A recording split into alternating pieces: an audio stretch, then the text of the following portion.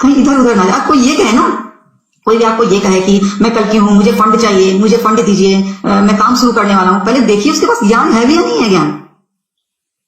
ये करिए, कोई भी आदमी आपको ये कहे कि मैं कल की हूं, मैं आश्रम बना रहा हूं, मैं काम स्टार्ट करना चाहता हूं, मुझे फंड दो, मुझे पैसा दो, तो रूपा जी कह रही है कि सबसे पहले ये देख लेना कि उसके पास ज्ञान है या नहीं है। तो भाई आप लोगों को बता दिया है, इस पूरी पृथ्वी पे, इस भारत देश की पवित्र भूमि पे सभी धर्मों के सभी धर्म ग्रंथों को खोल के एक एक श्लोक को अगर किसी ने पढ़ाया है, और जिन लोगों ने उनके अनुवाद करने में जो त्रुटियां कर दी, उन त्रुटियों को भी यदि किसी ने समझाया है व्याकरण सहित, तो वो केवल परम पूज्य सतगुरु रामपाल जी महाराज जी हैं, जिन्होंने ब्रह्मा विष्णु महेश की उत्पत्ति से लेकर उनके माता पिता की उत्पत्ति तक सब कुछ बता दिया कि किसकी क्या स्थिति है आध्यात्मिक जीवन में, आध्यात्मिक क्षेत्र में, कौन कितने स्तर का परमात्मा है, कौन कितने स्तर का भगवान है।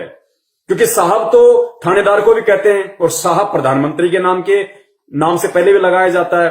राष्ट्रपति साहब, प्रधानमंत्री साहब, थानेदार साहब, प्रधान साहब, सरपंच साहब, तो सारे साहब हैं, लेकिन उनकी पावर में कितना डिफरेंस है। एक होता है प्रधान साहब जो कुछ एक गांव के ऊपर होता है, एक होता है राष्ट्रपति साहब जो पूरे देश के ऊपर होता है। तो नाम दोनों के आगे साहब लगा दिया जाता है, लेकिन साहब की पावर में कितना अंतर है, रात दिन का। तो भगवान विष्णु भी है, भगवान श्री रामचंद्र जी भी हैं, भगवान श्री शंकर जी भी हैं, भगवान श्री ब्रह्मा जी भी हैं, भगवान इनके माता दुर्गा जी भी हैं, भगवान काल भी है, ज्योति निरंजन भी है, और भगवान कबीर साहिब जी को भी कहा जाता है। लेकिन इनकी पावर में कितना अंतर है, कौन कितने स्तर का साहब है, भगवान है। परम पूज्य सतगुरु रामपाल जी महाराज जी ने, जब आप उनके सत्संग सुनेंगे यूट्यूब पे, उनकी पुस्तकें पढ़ेंगे, जो उन्होंने ब्रह्मा विष्णु महेश जी के विषय में पूरा विस्तार से बता रखा है, तो उन्होंने कोई निंदा चुगली नहीं करी। उन्होंने एज इट इज प्रमाणित, जितनी उनकी पावर है, जितने स्तर के वो भगवान हैं, जितने स्तर का उनके पास में पावर है, वो उन्होंने बताया है कि ब्रह्मा विष्णु महेश जी पृथ्वी लोक, पाताल लोक और स्वर्ग लोक, तीनों लोकों में एक एक विभाग के मंत्री हैं। रजगुण के ब्रह्मा, सतगुण के विष्णु, तम गुण के शंकर जी। शंकर जी का काम अपनी माता दुर्गा और पिता काल भगवान के आदेश से केवल यही है, ब्रह्मा जी का, क्योंकि ब्रह्मा जी ये तीनों भाई हैं, तीनों एक ही मां से उत्पन्न हैं, दुर्गा जी से तीनों का जन्म हुआ है। ये तीनों आपस में जो है ये सगे भाई हैं। किसी ने नहीं बताया आज तक, संत रामपाल जी महाराज जी के अलावा किसी ने भी। तो जो ब्रह्मा जी हैं, जो सबसे बड़े इनके भाई हैं, उनका काम है जीवों की उत्पत्ति करना। आप और हमारे को रजोगुण के प्रभाव से, हम जो शारीरिक संबंध स्त्री पुरुष जो बनाते हैं, हमारी औकात नहीं है। ये ब्रह्मा जी का जो रजोगुण है, जो उसको रजोगुण का प्रधान बना रखा है, उसके प्रभाव से हम बच्चे उत्पन्न करते हैं। यानी यहां की जो सृष्टि है, इस सृष्टि की उत्पत्ति दुर्गा और काल ब्रह्मा जी से करवाते हैं। तो ब्रह्मा जी का काम है जीवों की उत्पत्ति करना। दूसरे विष्णु जी के पास में है सतोगुण। सतोगुण के प्रभाव से ये दुर्गा और काल विष्णु जी से ब्रह्मा जी ने जो उत्पन्न किए हैं, उनका लालन पालन करवाता है। पालकहार है ये, लालन पालन, प्यार, मोह, ममता, ये विष्णु जी का गुण है, सतोगुण। तीसरे हैं शंकर जी। शंकर जी का काम है संहार करना। हम जो मरते हैं, कोई एक्सीडेंट से मरता है, कोई लड़ाई झगड़ा करके मरता है, कोई कैसे मरता है, कोई एक्सीडेंट होके मरता है, तो ये ड्यूटी है कि किस व्यक्ति को किस हिसाब से मारना है, ये ड्यूटी शंकर जी के पास में है। तो ये तीनों जो देवता हैं, वो एज ए मिनिस्टर काम करते हैं, एज ए मंत्री। और गृह मंत्री कौन है? इनकी माता दुर्गा। और प्रधानमंत्री समझ लीजिए काल भगवान है, इनका पिता ज्योति निरंजन, जो साइलेंट रह के, गुप्त रह के ये सारा काम इनसे करवाता है। तो ये भेद किसने खोला आज से पहले? लोगों की तो ब्रह्मा विष्णु महेश से ऊपर दृष्टि नहीं थी। कुछ एक जो बहुत बड़े अपने आप को ज्ञानी समझते थे, वो ब्रह्म तक जानते थे, लेकिन वो ब्रह्म के स्वरूप को नहीं जानते थे। निराकार निराकार, ज्योति दिखती है, प्रकाश दिखता है, कह के टॉपिक बंद। इससे ज्यादा कुछ नहीं पता उनको। तो वो क्यों साइलेंट है? वो भी आप और हमारी तरह मानव शरीरधारी है। वो साइलेंट क्यों है, चुप क्यों है? उसको शर्म क्यों आ रही है दुर्गा के पति को सबके सामने आने में? वो अपने बेटा बेटी को भी दर्शन नहीं देता। वो ब्रह्मा विष्णु महेश को भी उसने कभी दर्शन नहीं दिए। उसने सौगंध खा रखी है। क्यों खा रखी है? उसको एक शराप लगा हुआ है। शराप किसने दिया? परमपिता परमेश्वर कबीर साहिब जी ने। क्यों दिया? क्या गलती करी उसने? उसने दुर्गा के साथ में, जब वो सतलोक में था, यहां की कोई सृष्टि नहीं थी, सब वहीं रहा करते थे, उस समय उसने दुर्गा जी के साथ में बलात्कार करने की कोशिश की। ये बलात्कार की उत्पत्ति ब्रह्मा विष्णु महेश जी के पिताजी की देन है, जो वर्तमान में बलात्कार हो रहे हैं। ये भेद किसने खोले? यूट्यूब पे जाओ, संत रामपाल जी महाराज सृष्टि रचना लिखो, देखो। और वो अपने मुख से नहीं बोल रहे, वेद दिखाएंगे, गीता जी में दिखाएंगे, कुरान में दिखाएंगे, पुराणों में दिखाएंगे, कबीर सागर में दिखाएंगे, कबीर बीजक में दिखाएंगे, अनुराग सागर में दिखाएंगे। आंखें चौंधी आ जाएंगी। इसीलिए तो रूपा जी कह रही हैं कि वो जो कल्कि होगा उसकी एक पहचान और होगी। वो ऐसा बातें बताएगा, ऐसा ज्ञान देगा कि सब कुछ चेंज हो जाएगा। तो ये ज्ञान किसने दिया पूरे विश्व में? केवल परम पूज्य सतगुरु रामपाल जी महाराज जी ने। आगे चलिए, देखिए उसके पास ज्ञान है भी या नहीं है। ज्ञान किस तरह का ज्ञान है, क्या साबित कर रहा है वो? पहले चेक कीजिए, उसके बाद किसी के पास जाइए। ऐसे बेवकूफ मत बनिए आप लोग। आप लोग हमारे भारत की जनता है, तो इसका मतलब ये थोड़ी आपको कोई भी बेवकूफ बना देगा, कोई भी आपसे फंड ले लेगा कल्कि के नाम से कि हाँ मैं कल्कि हूं, मुझे फंड चाहिए और मैं काम शुरू करने वाला हूं, मैं यहां जाने वाला हूं, मैं वहां जाने वाला हूं। ये सब कभी मत कीजिएगा आप लोग। पैसे लूटने का सिर्फ तरीका होता है, उस इंसान को जो भी ऐसा करता है उसे सब पता है कि आप लोग कल्कि के नाम से भागे चले आओगे कि हाँ इसे फंड दे दो, मैं ही। अब बताइए, आप ये बताइए कि जो इंसान ऐसा कर रहा है उसके पास कितना ज्ञान है, पहले एनालाइज कीजिए। पर ये भी देखिए क्या वो उत्तराखंड से है, उसके माथे पर वी का निशान है, उसके पास ज्ञान है, ऐसा ज्ञान जो तीनों चीजें उन्होंने एक साथ बता दी कि पहले चेक कर लीजिए उसके पास में ज्ञान है या नहीं है। तो आप जी को साबित कर दिया कि ज्ञान इस पूरे ब्रह्मांड में अगर किसी के पास है, केवल सतगुरु रामपाल जी महाराज जी के पास है। उसके माथे पर वी का निशान है या नहीं है? तो वी का निशान अगर किसी के मस्तक पे है, अर्धचंद्र का, आध्यात्मिक क्षेत्र में साधु संत महात्मा के, तो परम पूज्य सतगुरु रामपाल जी महाराज जी के है। तीसरी निशानी इन्होंने बताई, उत्तराखंड से है, वो उत्तराखंड से है या नहीं है। तो आपको उत्तराखंड का भी रहस्य साबित करके बता दिया कि उत्तराखंड का मतलब क्या होता है। भारत देश का उत्तरी खंड, उत्तरी हिस्सा, उत्तरी भाग। तो ये भी देखिए क्या वो उत्तराखंड से है, उसके माथे पर वी का निशान है, उसके पास ज्ञान है, ऐसा ज्ञान जो इतिहास बदल दे, हिम्मत रखता है इतिहास बदलने का।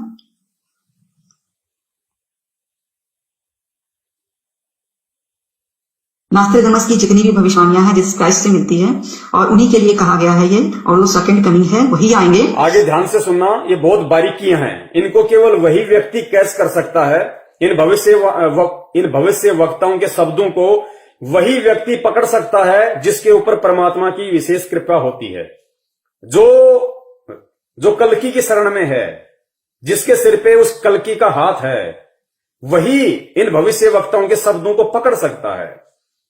अब इसने एक छोटा सा शब्द कहा है कि वो जो कल्कि होगा वो सेकंड कमिंग होगा। सेकंड कमिंग का मतलब होता है दूसरी बार आने वाला। सेकंड कमिंग इस कलयुग में दूसरी बार आने वाला। ध्यान से सुनना आप एक बार इसको। इस सेकंड कमिंग का अर्थ ये खुद भी नहीं जानती, लेकिन इस लाइव प्रोग्राम के माध्यम से परमपिता परमेश्वर जी ने सबके सामने संदेशा भिजवाना था, इसलिए आप जीव को समझाया जाएगा कि सेकंड कमिंग का अर्थ क्या होता है और सेकंड कमिंग किसके ऊपर फिट बैठता है। नास्ट्रेडमस की जितनी भी भविष्यवाणियां हैं जीसस क्राइस्ट से मिलती है और उन्हीं के लिए कहा गया है ये, और वो सेकंड कमिंग है, वही आएंगे। और वो जो बातें हैं जो नास्ट्रेडमस ने लिखा, नास्ट्रेडमस की भविष्यवाणी का उल्लेख कर रही है, क्योंकि नास्ट्रेडमस ने कभी भी कल्कि को लेकर भविष्यवाणी नहीं की। वर्तमान समय में जो आने वाला है सुप्रीम, उसके विषय में भविष्यवाणी की है। और क्या कहा कि वो सेकंड कमिंग होगा, वो कलयुग में दूसरी बार आने वाला होगा।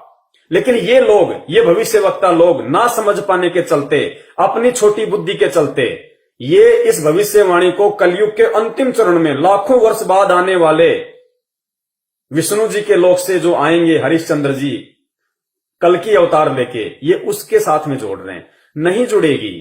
दास ने पहले ही कहा था, मेरे पूज्य गुरुदेव जी ने बताया था कि बच्चों, हाथी के कपड़े कभी भी जोटे के ऊपर फिट नहीं बैठेंगे।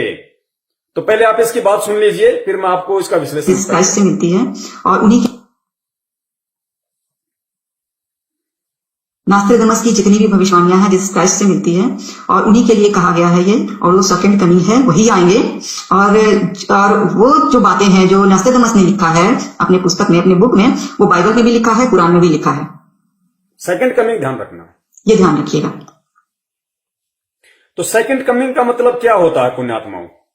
सेकंड कमिंग का मतलब होता है, पहले आप ये शब्द समझ लीजिए, सेकंड का मतलब होता है दूसरा। सेकंड जैसे फर्स्ट, सेकंड का मतलब दूसरा, और कमिंग यानी आने वाला। कम यानी आना, कमिंग यानी जो आ रहा है, आने वाला। भविष्यवाणी किसकी है? नास्ट्रेडमस की। और नास्ट्रेडमस ने कभी भी कल्कि अवतार को लेकर भविष्यवाणी नहीं की, ना उन्होंने कभी उस नाम यूज किया अपनी किसी भी पुस्तक में या भविष्यवाणी में। उन्होंने जो भविष्यवाणियां की है वो 20वीं सदी के उत्तरार्ध और 21वीं सदी के प्रारंभ में जो महापुरुष भारत देश की पृथ्वी पे आएगा उसके विषय में किया है। यानी संत रामपाल जी महाराज जी के विषय में उन्होंने सारी भविष्यवाणियां की हैं। तो ये जो रूपा आनंद जी है, ये सेकंड कमिंग शब्द को कल्कि अवतार से जोड़ के देख रही है, जो नहीं जुड़ेगा। ये कह रही हैं कि जो कल्कि होगा वो सेकंड कमिंग होगा, जबकि इनको मालूम होना चाहिए कि कल्कि सेकंड कमिंग नहीं हो सकता। सेकंड कमिंग का मतलब होता है कलयुग में दूसरी बार आने वाला। तो कलयुग में अवतार लेके दूसरी बार धरती पे कौन आया?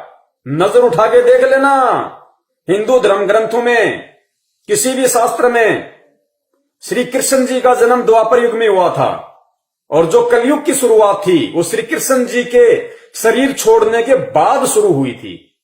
श्री कृष्ण जी के शरीर छोड़ने के बाद कलयुग की शुरुआत हुई। और अब अगर विष्णु का कोई अवतार इस कलयुग में आएगा तो वो आगे लाखों वर्ष बाद में कौन होगा? कल्कि। तो कल्कि कलयुग में केवल फर्स्ट कमिंग है, यानी इस कलयुग में अगर विष्णु जी के लोक से कोई आएगा अवतार बनके, वो फर्स्ट कमिंग होगा। कलयुग में विष्णु जी का पहला अवतार होगा, फर्स्ट कमिंग। क्योंकि त्रेता में श्री रामचंद्र जी के रूप में आए, वो हो गया फर्स्ट कमिंग। द्वापर में आए श्री कृष्ण जी के रूप में, वो हो गया सेकंड कमिंग। और अब कलयुग में तीसरी बार आएगा, वो होगा थर्ड कमिंग। तो सेकंड कमिंग तो हो ही नहीं सकता। तो सेकंड कमिंग कौन है? परम पूज्य सतगुरु रामपाल जी महाराज। पुण्यात्माओं, किसी भी भविष्य वक्ता की हर भविष्यवाणी फिट बैठेगी परमपिता परमेश्वर सतगुरु रामपाल जी महाराज जी के ऊपर, क्योंकि जो होगा उसी के ऊपर फिट बैठेंगी। क्योंकि दास ने पहले भी कहा और साबित हो चुका है, हजारों वीडियो दास ने बना दिए हैं, सहसबूत प्रमाणित। सबको पता है कि 650 साल पहले जब कलयुग की प्रथम पीढ़ी में, 650 साल पहले, कलयुग तो 5000 साल से चल रहा है, हम तो 650 साल पहले की बात कर रहे हैं। सबको पता है कि वो कबीर परमात्मा लहर तारा तालाब पे आए थे शिशु रूप धारण करके, कमल के फूल पे। तो 650 साल पहले कबीर परमात्मा का कलयुग में फर्स्ट कमिंग था।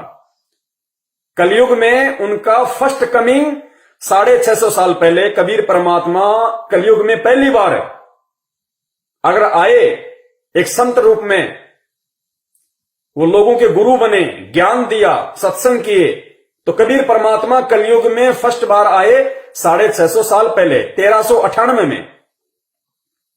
और उसके बाद में अब आए हैं 8 सितंबर 1951 में संत रामपाल जी महाराज जी का रूप बना के। तो इन भविष्यवाणियों के अनुसार, नास्ट्रेडमस की भविष्यवाणी के अनुसार, सेकंड कमिंग विष्णु जी नहीं हो सकते, ना है। ये आपके आंखों के सामने है, साबित कर दे कोई माई का लाल। सेकंड बार अगर इस कलयुग में कोई आया है तो कबीर परमेश्वर जी आए हैं।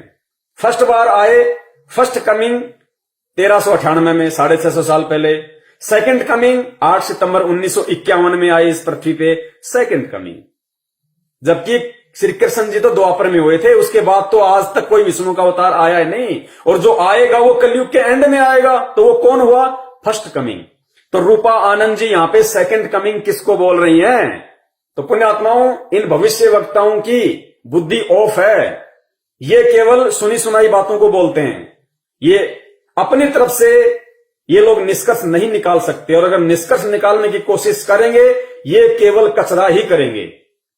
निष्कर्ष केवल वही निकाल सकता है जिसकी बुद्धि परमपिता परमेश्वर सतगुरु रामपाल जी महाराज जी ने ऑन कर रखी होगी। वही इन भविष्य वक्ताओं की शब्दों की जांच पड़ताल कर सकता है, वरना ये ऐसे लोग, इनसे बड़े बड़े लोग शर्माते हैं इनके सामने बोलने से। इनकी हर एक बात को मानते हो, चाहे उल्टी हो चाहे सीधी हो, क्योंकि उनको बेचारों को खुद नहीं पता। तो ये लोग उआबाई बक रहे हैं कि वो सेकंड कमिंग होगा। ये बोल तो सही रही है, लेकिन इसकी दृष्टि उस कबीर परमेश्वर के तो आसपास भी नहीं है। इसकी दृष्टि कल्कि के ऊपर है, जबकि कल्कि कलयुग में फर्स्ट कमिंग होगा और कबीर परमेश्वर कलयुग में सेकंड कमिंग होंगे, जिसके विषय में ये बोल रही है। एक बार दोबारा से सुन लीजिए, आप जी को दृढ़ता आएगी कि हमारे परम पूज्य परमात्मा कबीर साहब जी कलयुग में सेकंड कमिंग बनके दूसरी बार 8 सितंबर 1951 को संत रामपाल जी महाराज जी के रूप में हमारे गुरु बने हुए हैं। ये हमारा सौभाग्य है। हर भविष्यवाणी कबीर परमात्मा की दया से उन्हीं के ऊपर फिट बैठेगी, किसी दूसरे पे फिट बैठ ही नहीं सकती, क्योंकि एकमात्र कल की अवतार वर्तमान का वही है। एकमात्र सुप्रीम धार्मिक नेता वही है। जगत का तारणहार, जगत का मुक्तिदाता एकमात्र वही है और कोई नहीं है। सुनिए, नास्ट्रेडमस की जितनी भी भविष्यवाणियां हैं जीसस क्राइस्ट से मिलती है, और उन्हीं के लिए कहा गया है ये, और वो सेकंड कमिंग है, वही आएंगे। और वो जो बातें हैं जो नास्ट्रेडमस ने लिखा है अपने पुस्तक में, अपने बुक में, वो बाइबल में भी लिखा है, कुरान में भी लिखा है। ये ध्यान रखिएगा।